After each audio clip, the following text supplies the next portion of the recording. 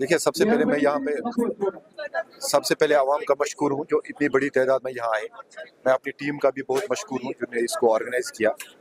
ये new criminal laws के related जो अवेयरनेस है, हम चाहते हैं कि ये बात घर घर पहुँचे कि ये जो नए कवानीन, नए फौजदारी कवानीन नाफिज हुए हैं इस मुल्क में, इनका मकसद क्या है, ये और लोगों को इससे क्या क्या फ़ायदे आएंगे।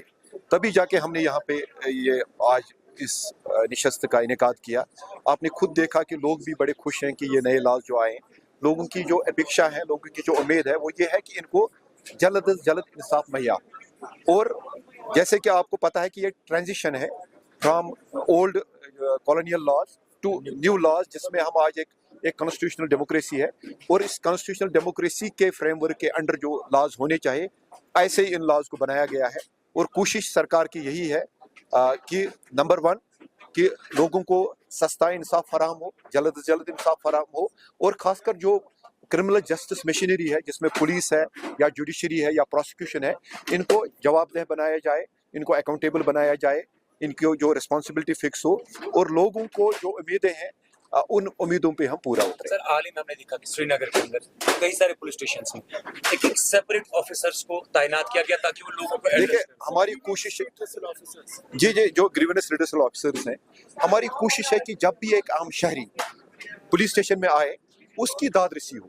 अगर वो कोई बात कहना चाहे हो तो सीनियर अफसर जो वहाँ पे, अगर एसओ साहब मौजूद हैं, वो उनकी बात सुने। अगर एसओ साहब नहीं है तो वहाँ जो सीनियर मोस्ट ऑफिसर है वो उनकी बात सुने, उसको मुंशी के पास ना जाना पड़े और कहीं दर दर की ठोकरें ना खाने पड़े। इसलिए ये एक इंस्टीट्यूशन जो है ड्यूटी ऑफिसर का, ये हमने हर एक थाने में इंट्रोड्यूस किया है।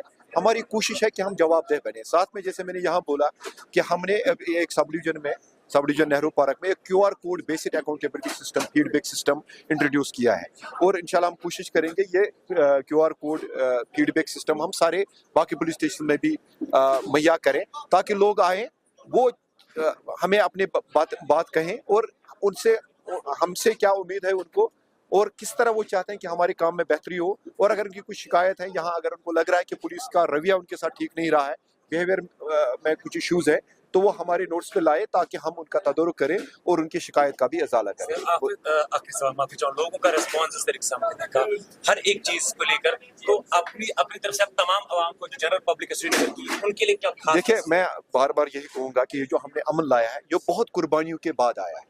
आपको पता है कि पिछले 35 साल में जो यहाँ पे दहशतगर्दी थी, उस दहशतगर्दी और जो यहाँ पे बाकी इश्यूज थे, उसकी वजह से लोगों को कितनी दिक्कतों का सामना पड़ा। कुछ सरकार, मरकजी सरकार और यहाँ पे यूटी सरकार और पुलिस, सिक्योरिटी फोर्स और आवाम की कोशिशों के वजह से हम एक अमन की फिजा कायम करने में कामयाब हुए हैं।